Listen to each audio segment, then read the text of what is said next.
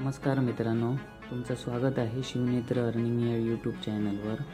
आज आपण एक अशा ETF विषयी बोलणार आहोत जो फार प्रसिद्ध नाही, पण याची पॉवर प्रचंड आहे. तो फार्मा आणि हेल्थ सेक्टरवर आधारित आहे. त्याचं नाव आहे फार्माबीज ETF आणि मी यात स्वतः गुंतवणूक केली आहे याचा प्रूफ देखील देणार आहे. या व्हिडिओमध्ये आपण संपूर्ण माहिती घेऊया. ETF म्हणजे काय, फार्माबीज ETF म्हणजे काय, टॉप कंपन्या व त्यांचे वेटेज, फायदे तोटे, माझा रिअल इन्व्हेस्टमेंट प्रूफ आणि लाँग टर्म स्ट्रॅटर्जी देखील देणार आहे. तर चला तर आपण सुरुवात करूया. ETF म्हणजे काय, तर सर्वप्रथम ETF म्हणजे काय ते आपण समजून घेऊया. ETF हा एक्सचेंज ट्रेडेड फंड आहे. हा एक फारसा फंड असतो जो शेअर बाजारात लिस्ट केलेला असतो आणि जो एखाद्या इंडेक्स किंवा सेक्टरला फॉलो करत असतो. म्हणजेच तुम्ही निफ्टी 50 ETF घेतला तर तुम्ही एकाच वेळी रिलायन्स, TCS, इन्फोसिस यांसारख्या कंपन्यांमध्ये गुंतवणूक करता. याचा व्हिडिओ मी याच्या आधीच्या व्हिडिओमध्ये पोस्ट केला आहे, तो देखील तुम्ही बघू शकता. ETF हे शेअरप्रमाणे खरेदी विक्री करता येतात. म्युच्युअल फंडपेक्षा कमी खर्चात हे युनिट्स आपल्याला मिळून येतात. डायव्हर्सिफाई असतात म्हणजे रिस्क कमी. पॅसिव्ह असतात म्हणजे फंड मॅनेजर नसतो, इंडेक्सवर चालत असतात. फार्माबीज ETF पण असाच एक ETF आहे जो हेल्थ केअर इंडेक्सला फॉलो करतो. फार्माबीज ETF म्हणजे काय?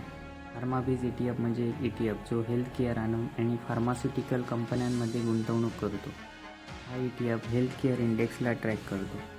म्हणजे Sun Pharma, doctor Reddy's, Cipla, Apollo hospital, Biocon, Lupin या कंपन्या पण आहेत. हे ETF हेल्थ केअर सेक्टरमध्ये गुंतवणुकीची संधी देतं. एकाच ETFमध्ये तुम्ही 10 ते 15 मोठ्या कंपन्यांमध्ये गुंतवणूक करता. ETFमधून रिस्क कमी करतात आणि डायरेक्ट फार्मा स्टॉकपेक्षा इथे व्हॉलिटिलिटी पण कमी असते. ETFचे युनिट्स NSEवर शेअरप्रमाणे खरेदी व विक्री करता येतात आणि यात लिक्विडिटी पण खूप चांगली असते. यात मोठ्या कंपन्या कोणत्या आहेत तर Sun Pharma, India's number 1 pharma company. Doctor Reddy's, US आणि इंडिया दोन्हीकडे स्ट्रॉंग पेशन्स आहे. सिप्ला, अपोलो हॉस्पिटल चेन्स आणि हेल्थ केअरमधील सेवा. बायोकॉन, बायोटेक आणि इनोव्हेशनवर भर देते ही कंपनी. लुपिन, हा एक्सपोर्ट आधारीवर ग्रोथ मिळते. या सगळ्या कंपन्या अनेक वर्षापासून स्टेबल परफॉर्मन्स दिला आहे. ETFमुळे आपल्याला प्रत्येक कंपनीचा थोडा फायदा मिळतो. वेटेज कोणाचं जास्त आहे तर फार्माबीज ETFमध्ये प्रत्येक कंपन्याचं वेगवेगळं वेटेज आहे. सन फार्मा जवळपास 25% वेटेज सन फार्माकडे, डॉक्टर रेड्डीजकडे 15%, सिप्ला या कंपनीकडे 10%, तर बाकीच्या 50 कंपन्या यांच्याकडे आहेत, म्हणजे 50% बाकीच्या कंपन्यांकडे. जर सन फार्मा चांगला परफॉर्मन्स करत असेल तर ETFसुद्धा चांगला रिटर्न देऊ शकतो आणि देतोच.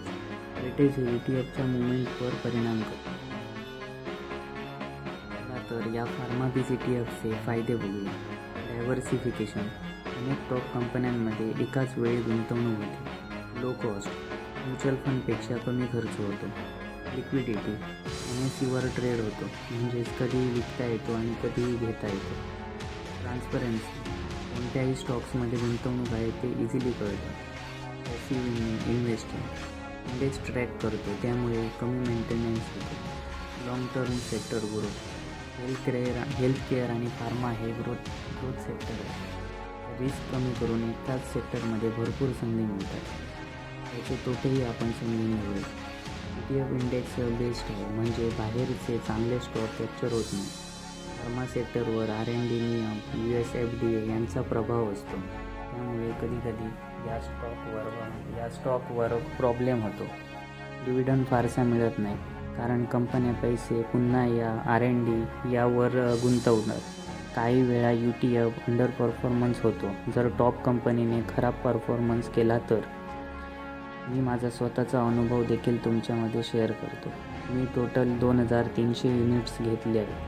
किंमत आहे 17.45, आताची किंमत आहे 22.64, म्हणजे टोटल 11,923 रुपये प्रॉफिट झालेला आहे. म्हणजे एकूण 30% एवढा प्रॉफिट झालेला आहे. जी मी लाँग टर्म गुंतवणूक म्हणून ठेवली आहे. माझा विश्वास आहे की पुढील 5 ते 7 वर्षामध्ये फार्मा सेक्टर भारतात प्रचंड ग्रोथ देणार आहे. SIP कशी करावी? जर तुम्ही दर महिन्याला 500 किंवा ₹1000 SIP सुरू केली तर 5 ते 7 वर्षात तुमचा चांगला कॉर्पस तयार होतो. SIP म्हणजे काय? तर सिस्टमॅटिक इन्व्हेस्टमेंट प्लॅन. म्हणजे दर महिन्याला किंवा दर आठवड्याला किंवा दर 15-15 दिवसांनी गुंतवणूक करणं. ETFमध्ये सुद्धा SIP करता येते.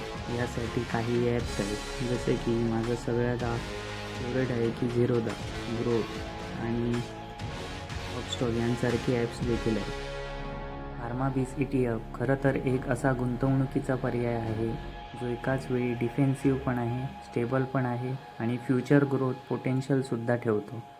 आपण ज्या काळात आहोत तेथे हेल्थकेअर क्षेत्राची मागणी कधीच संपत नाही. तुम्ही पण बघा ना, कोरोनानंतर लोक जास्त हेल्थ कॉन्शियस झालेले आहेत. Hospital, medicines, diagnostic, healthcare, insurance या सर्व गोष्टींवर खर्च वाढतो आणि वाढत्या दिवसानंतर वाढतच राहणार. आणि सगळ्यात महत्त्वाचं म्हणजे फार्माबीज ETF तुम्हाला त्या सर्व कंपन्यांमध्ये गुंतवणूक करण्याची संधी देतो, तीही एका ETFमध्ये. तुम्हाला रिसर्च पण कमी करावा लागतो.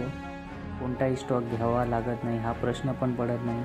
एकाच क्लिपमध्ये डायव्हर्सिफिकेशन मिळतं आणि SIPने तुम्ही कमी पैशातून सुरुवात करू शकता. जर तुम्ही लाँग टर्म वेल्थ क्रिएशनचा विचार करत असाल तर फार्माबीज ETF हा एक स्मार्ट आणि लो रिस्क पर्याय ठरू शकतो. म्हणून मी सांगतो, जर तुम्हाला फार्मा किंवा हेल्थकेअर क्षेत्रावर विश्वास असेल आणि तुमचं लक्ष 5 ते 7 किंवा 10 वर्षाचं असेल तर फार्माबीज ETF तुमच्या पोर्टफोलिओमध्ये जागा द्यायला हवी.